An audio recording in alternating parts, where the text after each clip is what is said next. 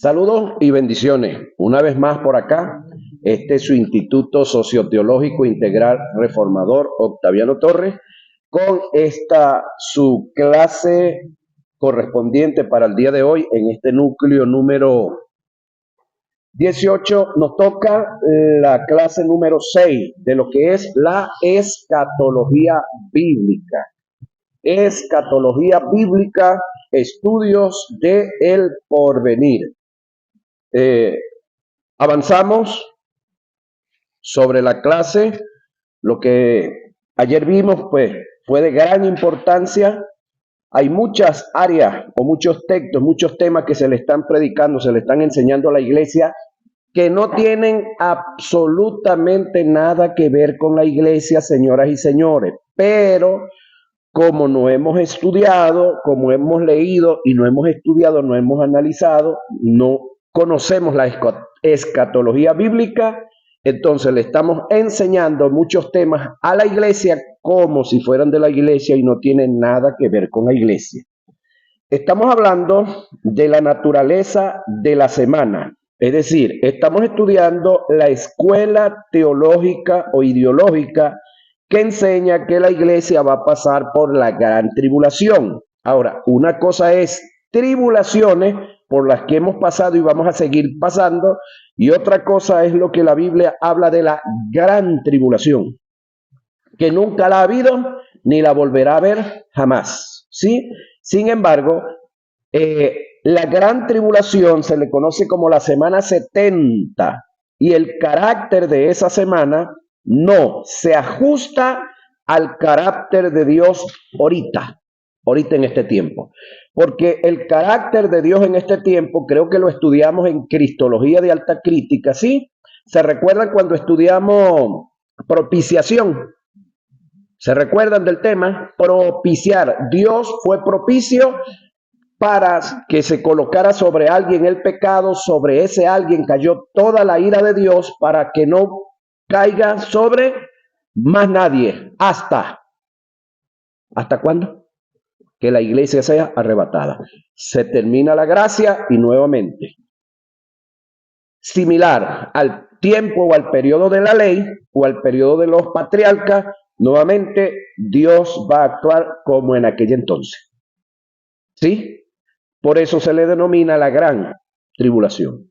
Ahora, el periodo de la tribulación se va a dar lo que se conoce escatológicamente como el día de Jacob, que dicho día es de venganza, de furor, de juicio.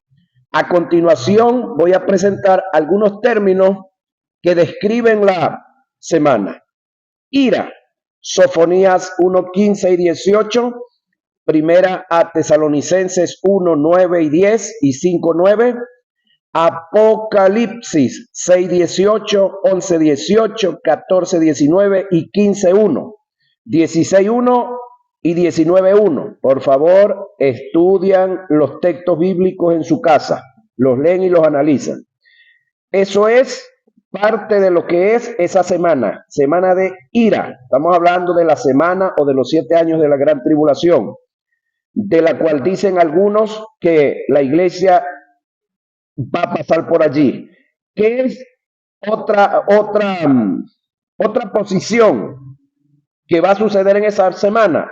Eso es una semana de juicio. Apocalipsis 14, 7, 15, 4, 16, 5 y 7 y 19, 2.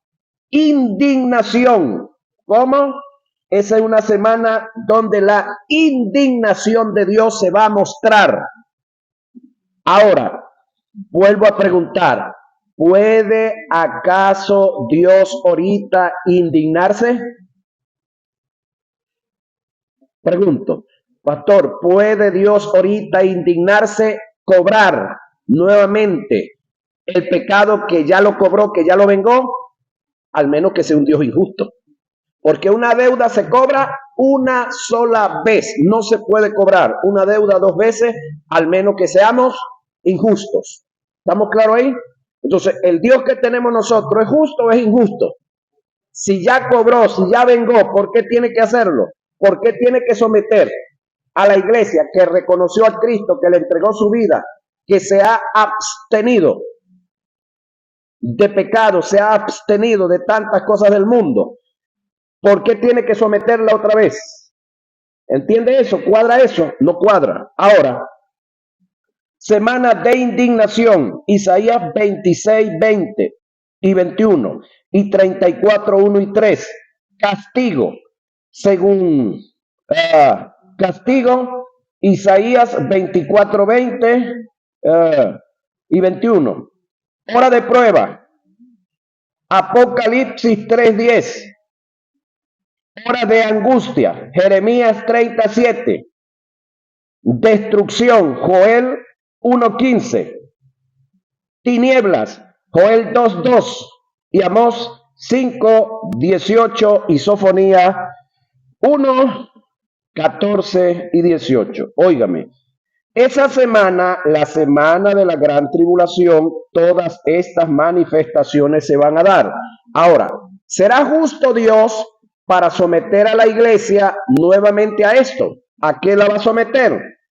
A ira, juicio, indignación, castigo, hora de prueba, hora de angustia, destrucción o tiniebla. ¿Será justo que la iglesia pase por aquí? Pregunto, iglesia. Ya va, yo estoy solo aquí. Estoy preguntando, iglesia, ¿será justo que tú seas pasado por la ira de Dios, por el juicio de Dios, por la indignación de Dios, por el castigo de Dios, por la hora de prueba, hora de angustia, destrucción o tiniebla? ¿Será justo que Dios te pase por ahí? Ok, importante eso. Ahora, todos estos acontecimientos no se ajustan al amor que Dios tiene por su iglesia.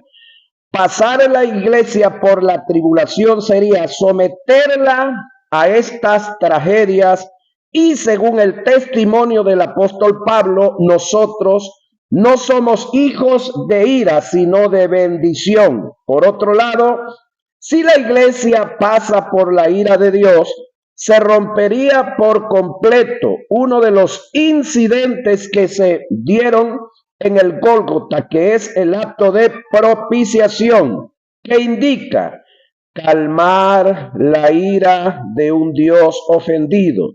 Ya nosotros estamos reconciliados con Dios por completo. ¿Alguien puede decir algo? Justificados pues por la fe, eso ya se sucedió con nosotros. Tenemos paz para con Dios por medio de nuestro Señor Jesucristo. Mas Dios muestra su amor para con nosotros, en que siendo aún pecadores, es decir, antes de convertirnos a Cristo, Cristo murió por nosotros. Pues mucho más, estando ya justificados en su sangre, por él seremos salvos de la ira, porque si siendo enemigos fuimos reconciliados con Dios por la muerte de su Hijo, mucho más estando reconciliados seremos salvos por su vida. Y no solo esto, sino que también gloriamos o nos gloriamos en Dios por el Señor nuestro Jesucristo, por quien hemos recibido ahora la reconciliación. Romanos 5, 1 y 11. El término que presenta Pablo en la primera carta que escribe a los tesalonicenses deja en claro que la semana número 70, la de la gran tribulación, es un periodo que no tiene relación con la iglesia, ni se ajusta al carácter de Dios, que está a favor de la iglesia. Analicemos el pasaje. Pero acerca de los tiempos y de las ocasiones, no tenéis necesidad, hermanos, de que yo os escriba, porque vosotros sabéis perfectamente que el día del Señor vendrá, oiga, así como ladrón en la noche. ¿Para quién? ¿Para quién viene así como ladrón en la noche? Es la pregunta. El término ladrón en la noche es juicio. ¿Sí? Entonces, este término no se ajusta a la iglesia, así como ladrón en la noche. Cuando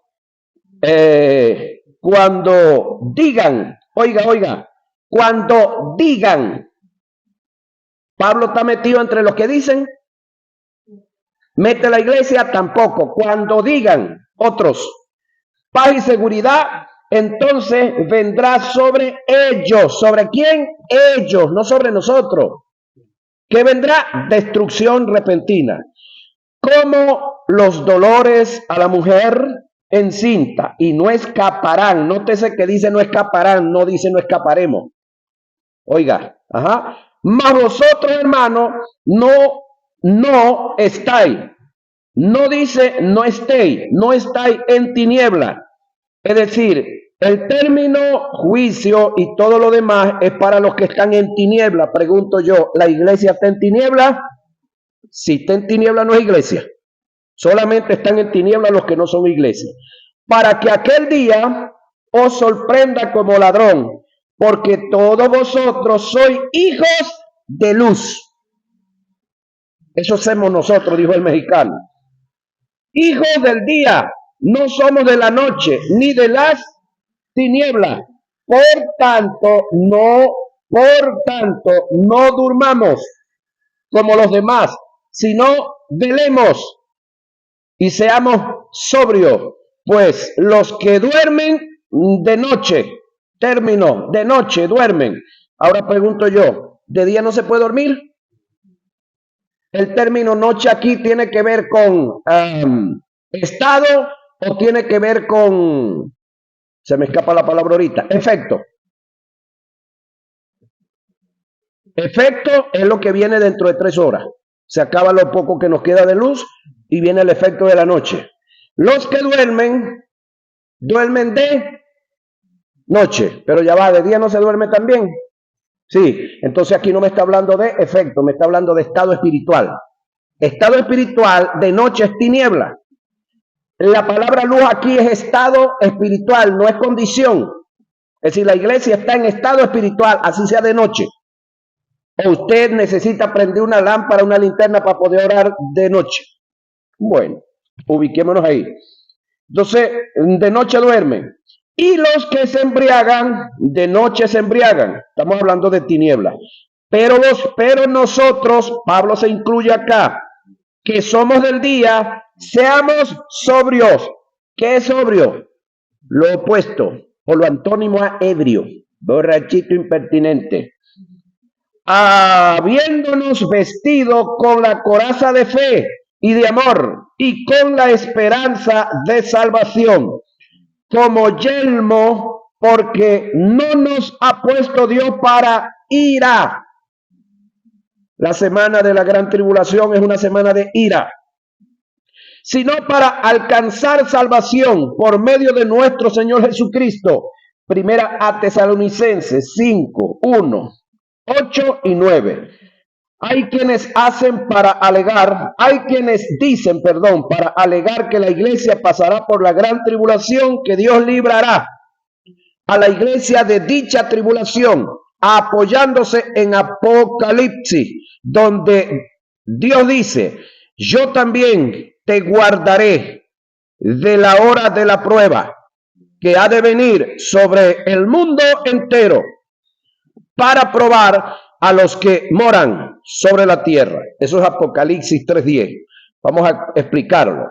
Para descartar este error doctrinal, es necesario analizar etimológicamente algunos términos que aparecen en el pasaje que no se ajustan al carácter de Dios ni tienen relación con la iglesia. Entre ellos tenemos los vocablos prueba, moradores y guardar.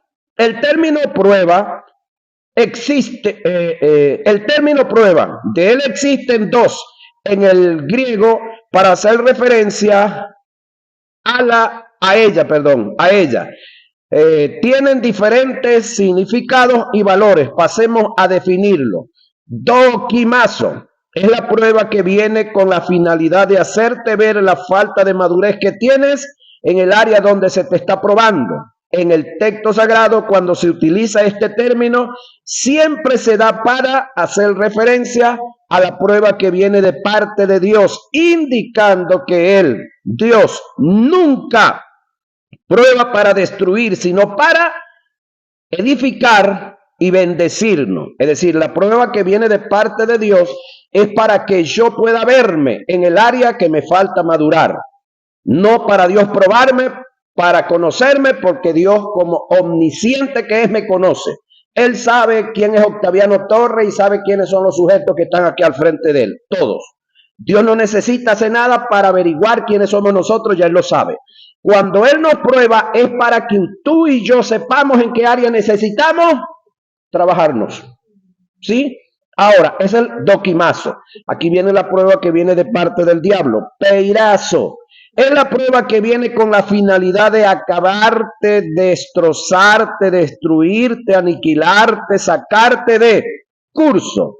En los pasajes bíblicos, cuando se utiliza este término, se hace para hacer referencia a la prueba que viene de parte de Satanás. El término que se utilizó en el pasaje antes mencionado para hacer referencia a la prueba que viene sobre los moradores de la tierra es peirazo.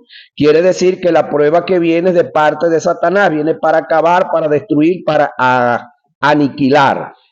Ahora, que no se ajusta al carácter de Dios y menos si se trata de la iglesia. Por tanto, dichos moradores no tienen relación con la iglesia ni es la iglesia. Los de Apocalipsis 3:10. Moradores. Hay varios términos en el griego para hacer referencia a la morada, de los cuales analizaremos 3. Oikeo hace referencia a los que moran en el aspecto general, sin hacer ninguna clasificación ni distinción. Paroikeo da la idea de transitoriedad, los que residen temporalmente.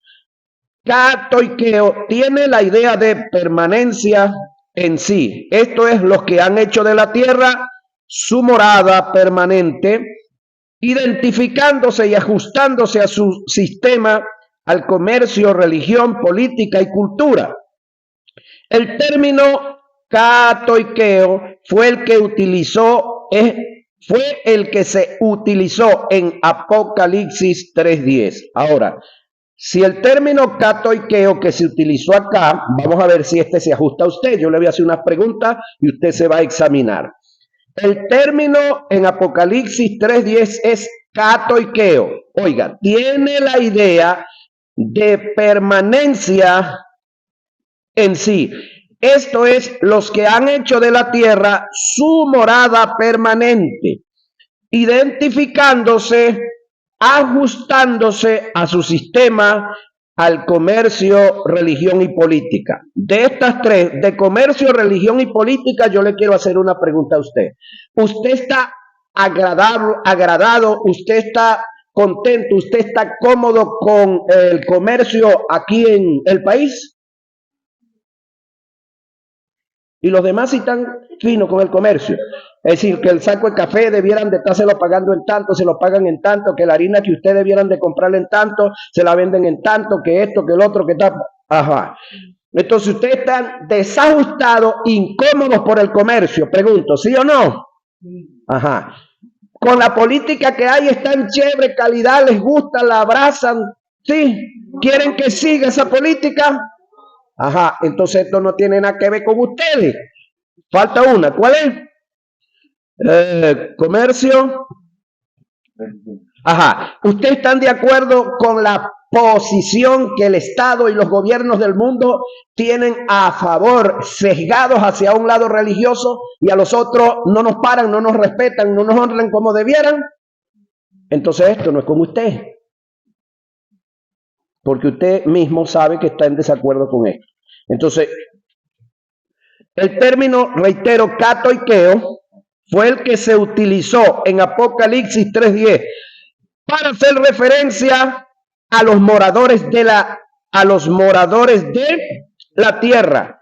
Cabe destacar que dicho término no se ajusta a la iglesia por sus características propias. La iglesia fue llamada a no conformarse ni adaptarse a las corrientes de este mundo, ya que nuestra ciudadanía, culturalmente hablando, viene de los cielos y queremos ese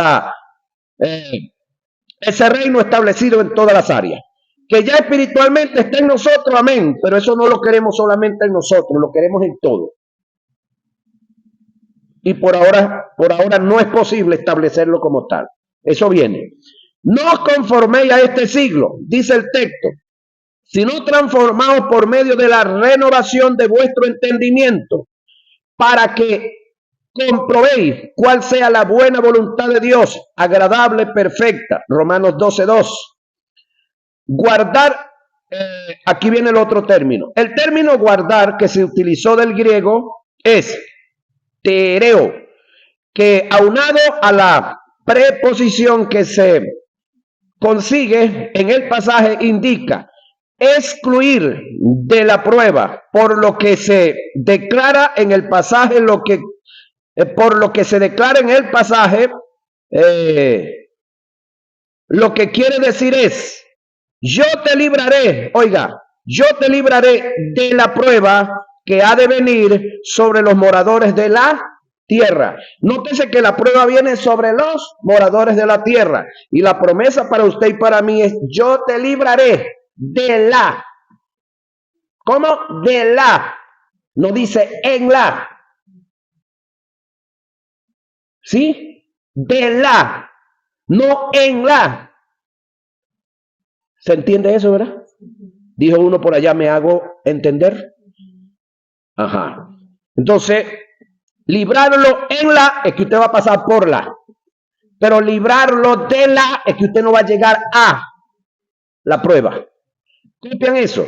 La preposición dice, te guardaré, te libraré de la hora. No en la hora, indicando que la preservación está fuera de la prueba, descartándote de ella y no dentro de la prueba, dejándote en ella. El término tribulación se utiliza en relación a la iglesia para hacer referencia a cualquier tipo de tribulación en relación a un periodo de sufrimiento y persecución por donde los cristianos pasarían por causa de la predicación del evangelio. Mateo 13:21, Marcos 17, Juan 16:33, Romanos 5:3 y 12:12. Y segunda a Corintios 1:4 y segunda a Tesalonicenses 1:4 también. Y Apocalipsis 1:9. Leen y estudian los textos, por favor. Pero nunca se utilizó el término compuesto gran tribulación. Es decir, la iglesia ha pasado, está pasando y seguirá pasando por tribulaciones, pero nunca se utilizó el término gran tribulación. Pero hay unos por ahí masoquistas que nos quieren arremangar la gran tribulación. Si ellos la desean vivir, bueno, que Dios los bendiga dentro de ella, pero para nosotros no es eso. Para referirse a la iglesia, ya que según el testimonio de Jesús, es una tribulación que no ha habido ni la habrá. Por tanto, cuando veáis en el lugar santo la abominación desoladora de que habló el profeta Daniel, el que le entienda, entonces los que estén, ¿cómo? Los que estén. El término los que estén, ¿lo involucra usted? Abominación desoladora en el lugar santo. Ha existido abominación dentro de la iglesia, ha existido dentro de la iglesia falsa doctrina toda la vida. Toda la vida. Ahora, estén en Judea, perdón, los que estén en Judea, Pregunto, ¿usted vive en Judea? Ajá. Huyan a los montes. El que esté en la azotea no descienda. Las que estén en cinta, hay de las que estén en cinta y críen en aquellos días. Orad, pues que vuestra vida no sea en invierno, ni en día de reposo. ¿Tiene usted que ver con día de reposo? No, entonces esto no es con usted, siga viendo. Porque habrá entonces gran tribulación, cual no la ha habido desde el principio del mundo hasta ahora, ni la habrá. Mateo 24, 15 y 21. Y yo le dije que Mateo 24 no tiene nada que ver con usted como iglesia. Si la iglesia pasa por la gran tribulación, ¿en qué tiempo o momento y lugar se darán ciertos acontecimientos de Cristo relacionados con la iglesia, tales como el bimá, los galardones y las bodas del Cordero? Según el testimonio de Jesús y el del apóstol Juan, estos acontecimientos se darán en el cielo, paralelo con la gran tribulación. Jesús dijo, bienaventurados sois cuando por mi causa os vituperen y os persigan y digan toda clase de mal contra vosotros mintiendo. Gozaos y alegraos, porque vuestro galardón es grande en los cielos, porque así persiguieron a los profetas que fueron antes de vosotros. Mateo 5, 11 y 12. Según Jesús acá, ¿dónde se van a entregar los galardones? Acabo de leer el texto. Ajá, en el cielo. El galardón, los galardones van a ser entregados en los cielos. Entonces, ¿dónde va a estar la iglesia? Donde le van a entregar los galardones. ¿Quiénes van a estar en la tierra? Los que no eran iglesia que se quedaron. Ahora, gocémonos y alegrémonos y démosle gloria, porque han llegado las bodas del Cordero y su esposa se le ha preparado y a ella se le ha concedido que se vista de lino fino, limpio y resplandeciente, porque el lino fino es las acciones justas de los santos. Apocalipsis 19, 7. Esto es la iglesia. Por lógica y por secuencia se debe entender que el juicio de la iglesia y las bodas se darán en el cielo, ya que el juicio le antecede a los galardones y las bodas le suceden a los galardones. Es decir, si los galardones se dieron en el cielo, es lógico que el juicio que le antecede a las bodas que le sucede se dará en el cielo. Si la iglesia va a pasar por la gran tribulación, estamos derribando esta ideología. ¿Por qué Jesús no hizo mención de la iglesia en Mateo 24 y Mateo 25, Marcos 13, Lucas 21 y Apocalipsis 6, que son textos, capítulos paralelos del mismo evento, del mismo suceso, los cuales tratan en forma paralela y específica el tema de la tribulación? La escuela que niega el arrebatamiento de la iglesia. ¿Sabían eso, pastores? Que hay una escuela que niega el arrebatamiento de la iglesia también. Escuche esto.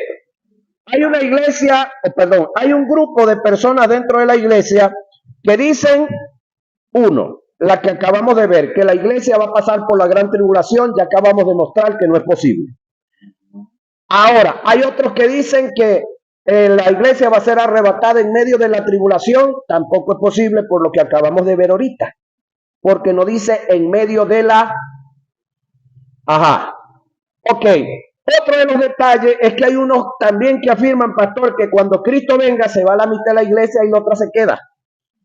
Tampoco es bíblico, es viable para la teología. Y tenemos ahora encima los que niegan el arrebatamiento de la iglesia. Se les denominan Kingdom Now en inglés. Kingdom now, es decir, reino ahora. Es decir, para ello, Cristo ya vino y entonces está perfeccionando la iglesia con la digestación de apóstoles que están saliendo por ahí, que parece que se volteó una gandola de apóstoles y profetas, y ahora ellos están tratando de manipular, intimidar y controlar que todas las esposas de los pastores, si no son pastoras, son profetas. Tienen que ser juro de un ministerio. Yo no sé si usted ha visto a esa gente por ahí. Ok, entonces estos individuos dicen que no hay arrebatamiento. Vamos a ver qué es lo que alegan estos sujetos. Surgimiento de esta escuela. La posición de esta escuela, la del reino presente, es lo que se denomina como el Kingdom Now. Ellos creen que la iglesia fue llamada a hacer adelanto del establecimiento del reino milenial. Tal posición es falsa y descartada por Jesús en sus enseñanzas. Él afirmó con toda severidad que su reino no es de este mundo, por lo que quiso decir que él no reinará, oiga, bajo este sistema, ni es el tiempo de Dios para tal acontecimiento. Jesús rechazó toda posibilidad de ser rey o que lo coronaran como tal mientras estuviese el mundo bajo el dominio de Satanás. ¿Sí? Ahora, entonces Pilato volvió a entrar en el pretorio y llamó a Jesús y le dijo: ¿eres tú el rey de los judíos? Respondió Jesús: mi reino no es de este mundo. Si mi reino fuera de este mundo, mis servidores pelearían para que yo no fuese entregado a los judíos. Pero mi reino no es de aquí. Juan 18, 33 y 36. Y cuando se hubieron saciado, dijo a sus discípulos: recoged los pedazos que sobraron para que no se pierda nada. Recogieron pues y llenaron 12 cestas de pedazos que de los 5 panes de cebada sobraron a los que habían comido. Aquellos hombres entonces, viendo la señal que Jesús había hecho, dijeron: este verdaderamente es el profeta que había de venir al mundo. Pero entendiendo Jesús que iban a venir para apoderarse de él y hacerle rey, volvió a retirarse al monte, él solo. ¿Eso está donde? Juan 6, 12 y 15. Es decir, Jesús aclaró y especificó que su reino no es de este mundo y él como rey no iba a reinar junto con los que están gobernando este mundo. Es decir, cuando él viniera a reinar, él tenía que raír, descabezar todos los que se hacen y se creen reyes.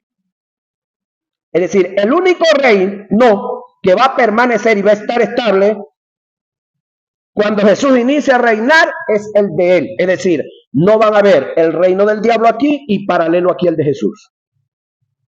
Ya desde el punto de vista político, militar y espiritual. Ahorita solamente el reino de Jesús está en cada hombre y en cada mujer que lo ha recibido. Independientemente en cada casa donde la chica es cristiana y el chico no es, donde el chico es cristiano y ella no es. Es decir, hay un reino espiritual. Pero del reino que estamos hablando, que se va a establecer con todas las normas, que es el milenio, no se puede dar inicio hasta tanto que no se den 2 eventos. ¿Cuál es el primero? Arrebatamiento de la iglesia. ¿Cuál es el segundo? Segunda venida de Jesús. Pero luego de esa segunda venida de Jesús, se da el juicio a Israel. Luego el juicio a las naciones, lo vamos a ver más adelante. Y antes de esos 2 juicios, se va a dar la tercera guerra mundial o batalla de Armagedón. En el Valle de Megiddo lo vamos a ver aquí más adelantico. El Kingdom Now tiene creencias similares a los de los judíos sionistas, los que están con el bochinche allá en el Medio Oriente ahorita. El sionismo es un movimiento político internacional que propugnó desde sus inicios el restablecimiento de una patria para el pueblo judío en la tierra de Israel. Dicho movimiento fue el promotor y responsable en gran medida de la fundación del moderno Estado de Israel, el que tiene problemas ahorita con un gentío por ahí. El movimiento tiene como objetivo fomentar la migración judía a tierras prometidas y fue exitoso en la fundación del Estado de Israel en el 1948, siendo actualmente el único Estado judío del mundo. El sionismo constituye una rama del fenómeno más amplio del nacionalismo moderno, descrito como un nacionalismo en la diáspora. Y de paso le digo algo que a algunos no les va a gustar mucho. El nacionalismo ese israelí no nace del capitalismo. Si no nace del capitalismo, ¿de qué nace? En este mundo se mueven dos polos. No. El movimiento sionista, si usted no lo sabía, es revolucionario mismo. Entérese. Si no lo sabía, entérese. ¿De dónde viene la mayoría de los que dirigieron y de los que aperturaron el Estado israelí? El actual presidente de Israel, ¿de dónde? ¿Qué nacionalidad tiene ese individuo? No lo saben, ¿verdad? Polaco. La mayoría de los que están dirigiendo a Israel no son nacidos allí, vienen de afuera. Ese Estado lo fundaron las élites que gobiernan parte del mundo. Ellos son el 3% de la población mundial, pero manejan el 80% del dinero del mundo. Es el gran detalle del detalle. Pero tenemos mucha gente en el mundo que por mucho dinero que ellos tengan no están de acuerdo con ellos, porque ellos vienen de las manos del socialismo. Por eso el mismo capitalismo no los quiere mucho. Entérense, lean, muchachos, estudien. Por ahí hay unos videitos que si quieren se los dejo, si quieren. Ahora, el sionismo otra de las cositas, el Estado actual de Israel, pregunto, ¿adora a Jesús? Otra cosita más, ¿sabe usted que el que dirige el Parlamento israelí, por decir algo, Jorge Rodríguez, Venezuela, el Jorge Rodríguez de allá, el de allá, es de los de la banderita de colores? Está casado, tiene hijos adoptivos, pero tiene esposo. Bueno, entérese. La capital de los de la banderita de colores es Tel Aviv. Si usted no lo sabía, entérese. Yod Soros, uno de los que impulsa duramente a este movimiento de los de la banderita, israelí, europeo, norteamericano, él públicamente lo habló y lo dijo, le invirtió a los de la banderita de colores 18,000 millones de dólares. Yod Soros. ¿Cuál es el objetivo? Comprar, hacerle campaña a los hombres que van rumbo a, ¿cómo se llama esto? A ser parlamentarios en diferentes países, es decir, senadores, los que producen las leyes, senadores, diputados estadales, diputados nacionales, diputados estadales y concejales. ¿Cuál es el objetivo? Que todos estos hombres produzcan leyes para impulsar leyes a favor de los de la banderita color arcoíris. Porque parte del objetivo, pastor, es que algo que por años se ha repugnado y sigue siendo repugnado, que es la pedofilia, ¿Alguien sabe qué es pedofilia aquí? Sea legal. Ellos quieren que eso sea legal. Y los grandes impulsores de eso son estos sujetos de los que estoy hablando ahorita. Así que entérese. Deben estar creyendo en todo lo que ustedes habían visto. Ahora les voy a pasar unos videitos por ahí. El sionismo se autodefine como un movimiento de liberación nacional cuyo objetivo es la libre determinación del pueblo judío. Libre. Pero sin Cristo nadie podrá ser libre. Razones por la cual esta escuela, cual Kingdom Now, pierde fuerza en la escatología, en un gran porcentaje utilizan la interpretación alegórica, tiende a espiritualizar las escrituras, forzando el verdadero sentido de ella. La alegoría te llevan la alegoría te llevan en su mayoría a tomar las escrituras en un sentido espiritual, dándole una interpretación llena de especulación y fantasía, teniendo el intérprete, oiga, su propia interpretación figurativa y espiritualizada. Le quitan el verdadero sentido etimológico en lo literal algunos términos. Pero esto lo vamos a dejar para la siguiente hora de clase que nos corresponde dentro de un momento, ya que tenemos buen avance y no quiero mochar esto. ¿Sí?